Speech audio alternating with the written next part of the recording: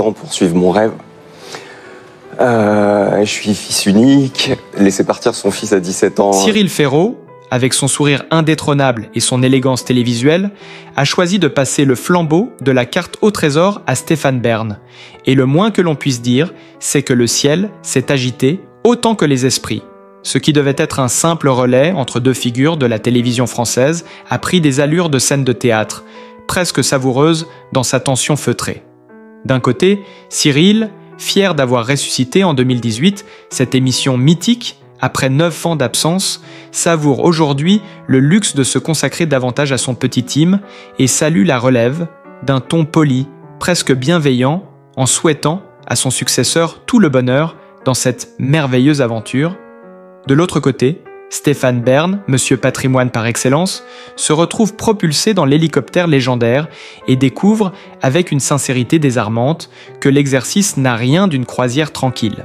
Sur le plateau de C'est à vous, le 16 septembre 2025, il confesse qu'un premier vol lui a donné un véritable haut-le-cœur, son oreille interne ayant été mise à rude épreuve par les piquets du pilote Félix, que lui-même décrit comme extraordinaire, mais visiblement un peu trop fougueux pour son estomac.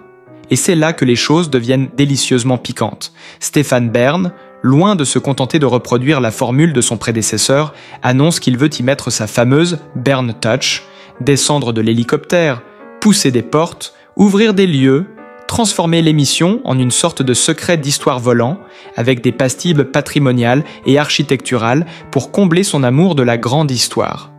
Si le geste se veut un hommage à Sylvain Augier, créateur de l'émission, certains y voient surtout un virage audacieux, voire risqué, qui pourrait bousculer l'esprit d'aventure cher aux téléspectateurs.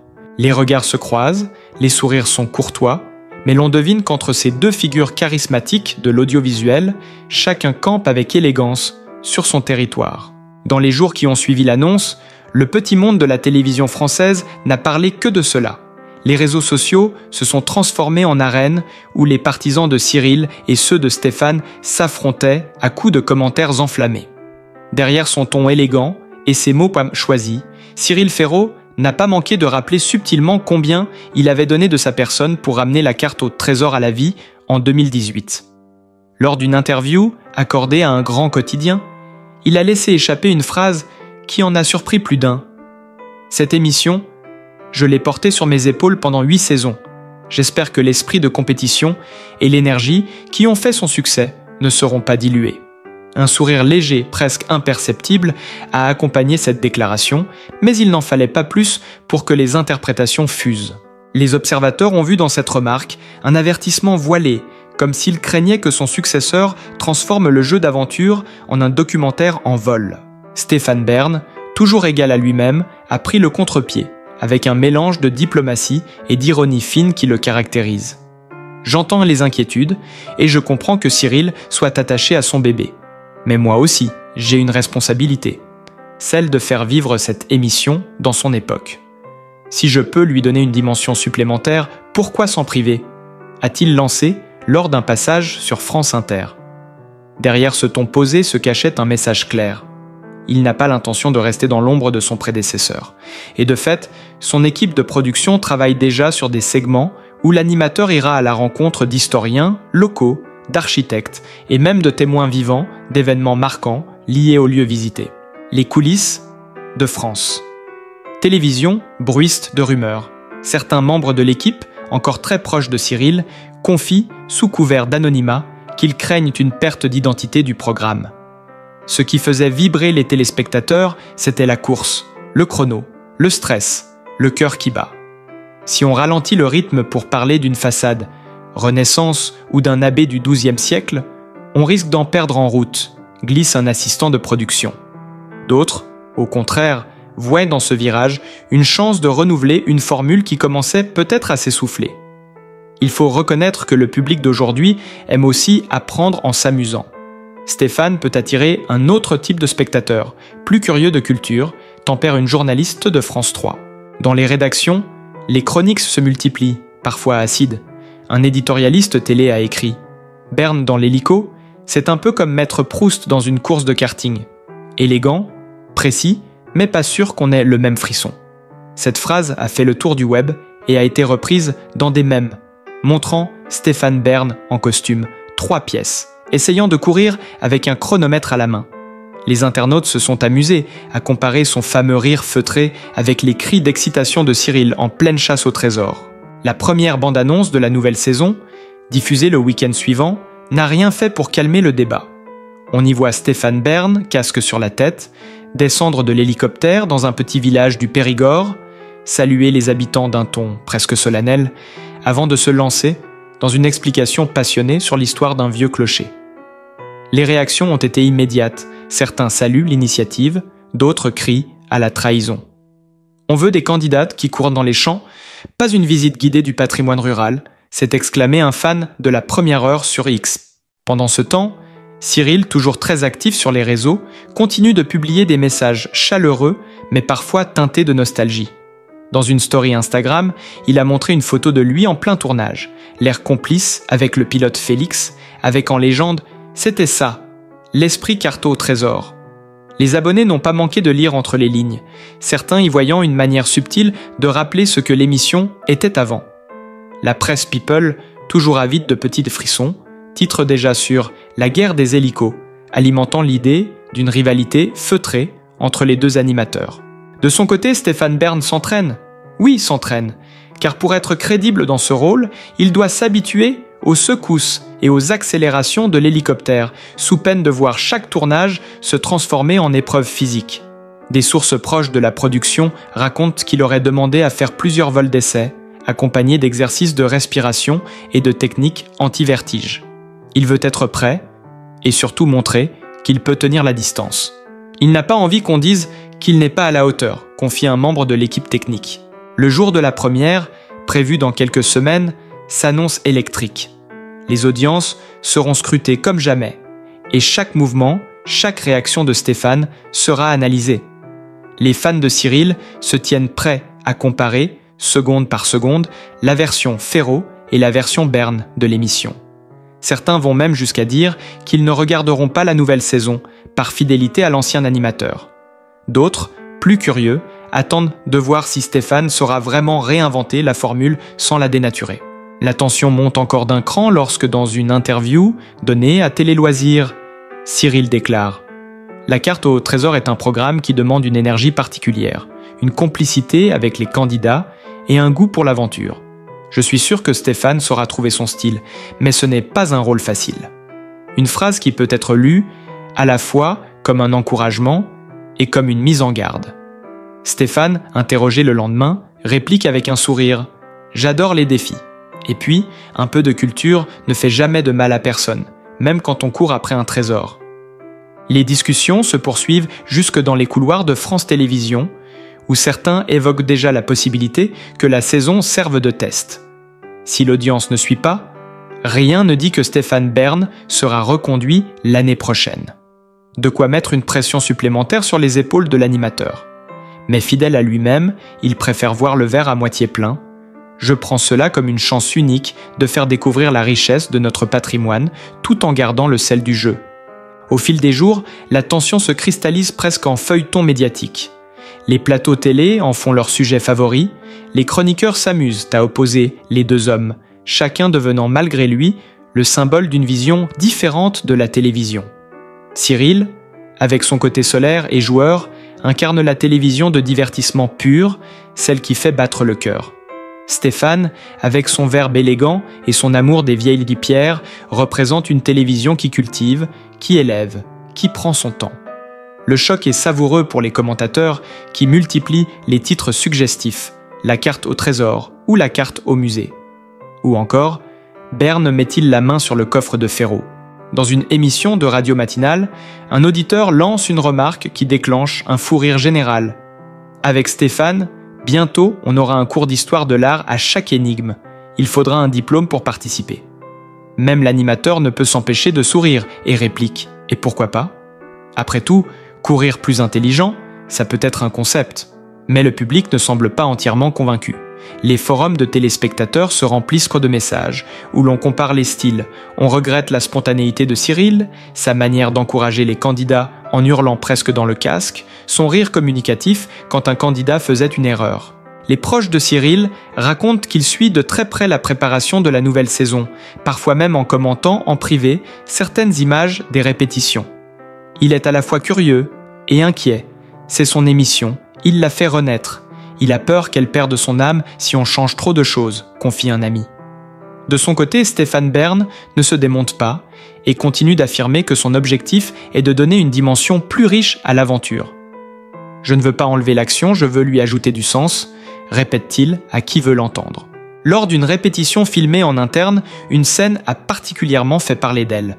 On y voit Stéphane descendre de l'hélicoptère avec précaution, ajuster sa veste, puis s'adresser à la caméra pour expliquer l'histoire d'un château avant même que le candidat ne commence à chercher l'indice. « On se croirait dans Secret d'Histoire », commente un technicien, en riant. La vidéo, censée rester confidentielle, a fuité sur les réseaux, déclenchant une vague de réactions mi-amusées, mi-inquiètes. « Ça y est, on est passé de Fort Boyard à des racines et des ailes », s'exclame un internaute. Les producteurs, conscients de la tempête, tentent de rassurer tout le monde. Ils promettent que le rythme ne sera pas sacrifié, que l'essence du jeu restera intacte et que les changements seront subtils. Mais chaque déclaration semble alimenter encore plus la curiosité du public. Plus les jours passent, plus la première de la nouvelle saison prend des allures de duel. Certains vont jusqu'à prédire un affrontement direct. Attendez, bientôt on aura Cyril en invité surprise dans un épisode, juste pour voir qui le public préfère. Les sponsors de l'émission observent eux aussi avec attention.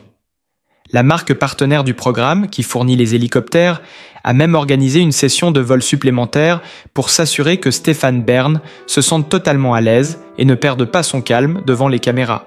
On ne peut pas se permettre qu'il tombe malade en plein direct. Imaginez le scandale, souffle un membre de l'équipe technique. Les journalistes spécialisés en télévision décrivent déjà la saison à venir comme la plus scrutée de l'histoire du programme. Les hashtags Koaja, Team Cyril et Tora, Kora, Team Bern circulent, chacun défendant son champion. Les fans de Cyril multiplient les montages où il le montre en train de sourire dans l'hélicoptère, comparé à un Stéphane un peu trop sérieux, presque guindé. Les partisans de Bern, eux, mettent en avant sa capacité à faire découvrir des lieux inédits et à donner un supplément d'âme à chaque étape. Et comme si la dramaturgie n'était pas assez forte, Cyril annonce qu'il sera invité d'une grande émission en prime time, la veille du lancement de la nouvelle saison. Les observateurs y voient un coup de maître. Il va capter l'attention du public juste avant l'arrivée de Bern. C'est une manière subtile de rappeler qu'il reste le visage historique de la carte au trésor. Stéphane, questionné sur cette coïncidence, répond avec un sourire énigmatique. « Plus il y aura de lumière sur le programme, mieux ce sera, je prends ça comme un porte-bonheur. » Dans ce climat électrique, la moindre déclaration devient un événement. Un simple tweet de Cyril, où il poste une photo d'un vieux carnet de notes avec un emoji avion et un cœur, provoque des milliers de réactions. « Il nous manque déjà », écrivent les internautes. Pendant ce temps, Stéphane enregistre des capsules vidéo où il montre les coulisses de ses repérages, avec un enthousiasme sincère qui petit à petit commence à séduire une partie du public. Les jours qui précèdent la diffusion s'annoncent longs et tendus. La presse promet un choc de style et les critiques se préparent à livrer leur verdict dès le lendemain de la première. Les deux animateurs, chacun à sa manière, savent que l'histoire se joue maintenant. Pour Cyril, c'est l'enjeu de laisser une trace indélébile et de prouver que son héritage était solide. Pour Stéphane, c'est l'opportunité de prouver qu'il peut se réinventer et conquérir un terrain où on ne l'attendra pas. Le jour J arrive enfin, et toute l'atmosphère médiatique semble suspendue à cet instant. Les couloirs de France Télévisions ressemblent à ceux d'une soirée électorale. Producteurs, attachés de presse, techniciens, tous les regards rivés sur les écrans de contrôle. Stéphane Bern, impeccable dans son blouson de tournage flambant neuf, se prépare dans la loge. On raconte qu'il aurait relu une dernière fois ses fiches historiques, histoire de ne rien laisser au hasard. Son équipe lui glisse des mots d'encouragement, mais chacun sent bien que la pression est à son comble. Dans un coin, un journaliste chuchote « S'il se rate ce soir, c'est toute la saison qui est compromise ». À 20h50 précise, le générique résonne et les hélices d'hélicoptères envahissent l'écran. Les téléspectateurs retiennent leur souffle. Les premières images dévoilent un ciel bleu parfait. un paysage somptueux, puis Stéphane apparaît, sourire aux lèvres, micro en main. Bonsoir à tous, bienvenue dans cette nouvelle saison de la carte au trésor, dit-il avec un enthousiasme mesuré, presque solennel. Les réseaux sociaux s'embrasent instantanément. Certains saluent sa prestance, d'autres trouvent déjà le ton trop sage. Cyril aurait crié « Salut tout le monde !» en sautant presque dans l'hélico, écrit un internaute nostalgique. Les premières 15 minutes déroulent leur lot de nouveautés. Stéphane descend rapidement de l'hélicoptère, salue un maire de village, explique l'origine médiévale d'une place centrale, puis enchaîne avec l'énigme. Les fans de patrimoine applaudissent. C'est ça qu'on veut. Apprendre en s'amusant. Mais d'autres s'agacent. On a perdu 5 minutes à parler d'histoire avant même que les candidats commencent à courir. Dans les régies, on observe déjà les courbes d'audience. La première pause publicitaire révèle un maintien correct mais pas exceptionnel. C'est stable, mais pas l'explosion qu'on espérait. Souffle un directeur des programmes, les yeux rivés sur les chiffres. Sur X, le hashtag Liralamps carte haut, Trésor grimpe en tendance, mais il est vite rejoint par bel Cyril Ferraud. Preuve que l'ancien animateur continue de hanter l'émission par son ombre bienveillante ou encombrante selon les points de vue. Au fil de l'épisode, on sent que Stéphane prend de l'assurance. Il rit plus fort, encourage les candidats avec une énergie qui semble gagner en naturel. À un moment, il ose même un cri d'excitation qui surprend tout le monde. Les internautes réagissent aussitôt. Ah, voilà, il commence à se lâcher. Mais pour chaque commentaire positif, il y en a un qui déplore le rythme. On passe trop de temps à visiter les lieux, j'ai l'impression de regarder un documentaire sur France 5. Les chroniqueurs télé, eux, prennent des notes frénétiquement. Ils savent que leurs articles du lendemain seront décisifs pour installer ou non Stéphane dans ce rôle. Certains préparent déjà leur titre, Berne trouve son trésor, ou un démarrage en demi-teinte pour la nouvelle ère de la carte au trésor.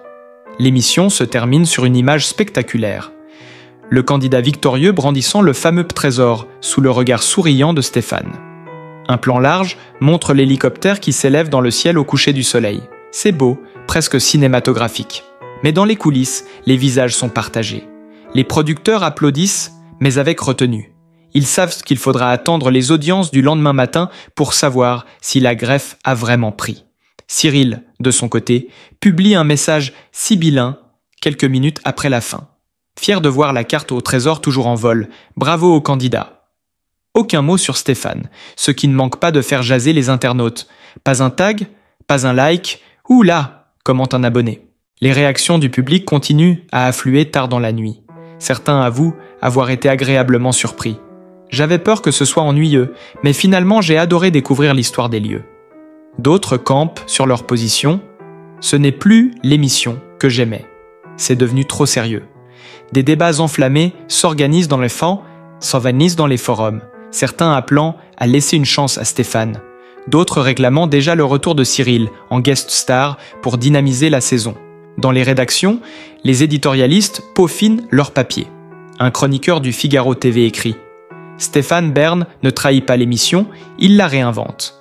Mais cette réinvention demande un ajustement de la part du public, habitué au rythme effréné de son prédécesseur. » A l'inverse, un critique de Télérama se montre plus sévère. On a perdu l'étincelle qui faisait courir le téléspectateur autant que les candidats. Reste une belle carte postale, mais le cœur bat moins fort. Au petit matin, les audiences tombent, enfin. Elles sont bonnes, mais pas triomphales. France Télévisions communique sur un succès solide, avec plus de 2 millions de téléspectateurs, mais en interne, on espérait plus. Les discussions se poursuivent. Doit-on accentuer encore plus la touche patrimoniale ou revenir à un rythme plus nerveux? Stéphane, joint par téléphone, se dit très heureux et promet que les prochains épisodes iront encore plus loin dans l'immersion et l'émotion. Dès le lendemain de la diffusion, l'atmosphère dans les bureaux de France Télévisions devient électrique. Les chiffres d'audience, bien que corrects, ne suffisent mille pas à calmer les esprits. Une réunion de crise est organisée en urgence, réunissant producteurs, responsables de la chaîne et même quelques consultants extérieurs. Sur la grande table de conférence, les graphiques d'audience s'étalent. Les minutes où le public a zappé sont surlignées en rouge. Regardez ici, On perd 6% des téléspectateurs juste après la séquence historique de la place du village, souligne un directeur d'audience. Immédiatement, le débat s'enflamme. Faut-il raccourcir ces segments pour redonner du rythme ou, au contraire, assumer cette nouvelle identité culturelle? Dans un coin de la salle, le producteur exécutif prend la parole. Ce qu'a fait Stéphane hier, c'est exactement ce qu'il avait promis. On ne peut pas lui demander d'être Cyril Ferraud, sinon pourquoi l'avoir choisi? Mais une autre voix, plus pragmatique, réplique.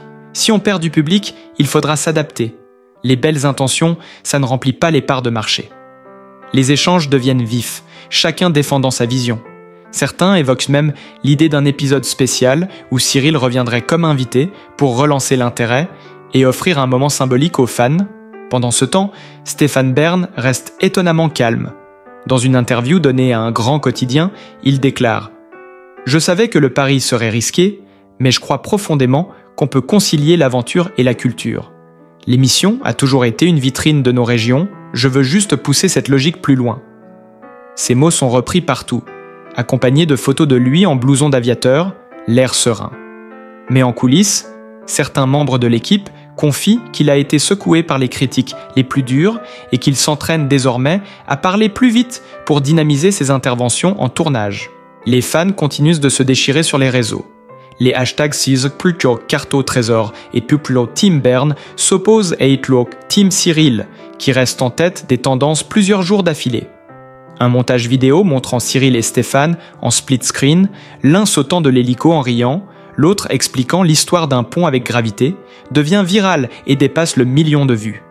Certains commentateurs télévisés vont jusqu'à parler de crise d'identité pour l'émission, se demandant si elle doit rester un pur jeu d'aventure ou évoluer vers une forme plus hybride. Dans les couloirs de la chaîne, les rumeurs courent qu'un plan B serait déjà sur la table. Réduire la durée des séquences culturelles dès le 4e épisode si les audiences ne progressent pas. Cela suscite des tensions entre Stéphane et certains responsables, car il considère que sa Bern Touch est précisément ce qui justifie sa présence. Si vous coupez ça, alors autant rappeler Cyril. Aurait-il lancé lors d'un échange enflammé avec un membre de la direction, selon une source proche du dossier. Les journalistes flairent le drame et en rajoutent une couche. Les titres se font de plus en plus théâtraux. Bern contre le chronomètre, le duel silencieux avec Cyril. La bataille des hélicoptères continue. Chaque déclaration est disséquée. Chaque sourire ou absence de réaction de Cyril sur les réseaux est interprété comme une pique. Le public, lui, semble prendre goût à ce feuilleton parallèle, presque autant qu'à l'émission elle-même. À mesure que les jours passent, les tournages des prochains épisodes deviennent un terrain d'expérimentation. Stéphane essaie d'intégrer ces anecdotes historiques en mouvement, marchant aux côtés des candidats plutôt qu'en se tenant immobile devant un monument. L'idée est de conserver le rythme tout en continuant à éduquer le public. Les caméramans notent que l'animateur se prête désormais au jeu avec plus de spontanéité, riant de ses propres bafouilles et encourageant les participants à voix haute. Mais la pression reste énorme. Chaque soir, les forums débordent de débats. Certains fans commencent même à comparer les temps de parole entre Cyril et Stéphane sur les saisons précédentes, accusant ce dernier de monopoliser l'écran. Des sondages circulent en ligne. Préférez-vous la version Ferraud ou Bern? Les résultats oscillent, mais Cyril garde souvent une courte avance. France Télévisions, consciente que cette bataille d'images pourrait nuire à long terme, planifie une grande opération de communication. Un documentaire coulisses sur la fabrication de l'émission, où l'on verrait Stéphane s'entraîner dans l'hélicoptère, plaisanter avec l'équipe, se mettre en difficulté. Il faut le rendre plus proche du public, plus humain, qu'on le voit transpirer un peu, explique un chargé de communication. En privé, Cyril aurait confié à un ami journaliste « Je n'ai rien contre Stéphane, mais je ne veux pas que l'émission que j'ai défendue devienne quelque chose d'autre. Elle doit rester une aventure. » Cette phrase, bien que prononcée hors micro, finit par être publiée dans un article, relançant le débat sur la vraie identité de la carte au trésor. Les internautes s'enflamment à nouveau, certains allant jusqu'à accuser France 3 d'avoir trahi l'esprit du jeu. Les producteurs n'ont plus le choix. Ils doivent trancher avant que la polémique ne prenne des proportions incontrôlables. Un conseil éditorial exceptionnel est annoncé, auquel Stéphane Bern est convié. Il s'agira de décider de l'orientation des prochains épisodes, peut-être même de réécrire certains segments. L'avenir de cette nouvelle ère se joue là, sous les yeux attentifs de toute la presse télévisuelle. La réunion décisive se tient dans une salle feutrée, loin des caméras, mais on devine que les esprits sont en ébullition. Les producteurs exposent leurs graphiques, les consultants présentent leurs recommandations, et l'atmosphère est si tendue qu'on pourrait l'entendre craquer. Stéphane Bern prend la parole, d'une voix calme mais ferme. « Je suis venu ici pour apporter quelque chose de différent, pas pour être une copie de Cyril. Si vous voulez garder l'émission vivante, il faut oser aller de l'avant. » Un silence suit, lourd de sens. Finalement, la direction tranche, l'équilibre sera affiné. Les séquences culturelles resteront, mais seront intégrées de manière plus dynamique afin de satisfaire les deux camps. Le visage de Stéphane s'éclaire, presque soulagé. L'émission poursuivra sa mue, mais sans perdre son souffle d'aventure. Lorsque la décision est rendue publique, les réactions fusent. Certains applaudissent ce compromis, d'autres restent sceptiques, mais une chose est certaine, la carte au trésor vient d'entrer dans une nouvelle ère. Cyril, dans un geste élégant, envoie un message de soutien à Stéphane, saluant le courage d'assumer une vision. Les fans y voient une réconciliation symbolique et les tensions se calment peu à peu. La saison peut continuer et tous les regards sont désormais tournés vers les prochains épisodes, curieux de voir si cette nouvelle formule réussira à conquérir le cœur des téléspectateurs. Et vous, qu'en pensez-vous? La Berne Touche va-t-elle sauver ou transformer? La carte au trésor pour de bon. Si vous aimez ce genre de récit où coulisses, émotions et rivalités se mêlent, abonnez-vous à la chaîne pour ne rien manquer des prochaines histoires brûlantes du monde télévisuel et restez avec nous pour suivre la suite de cette aventure passionnante.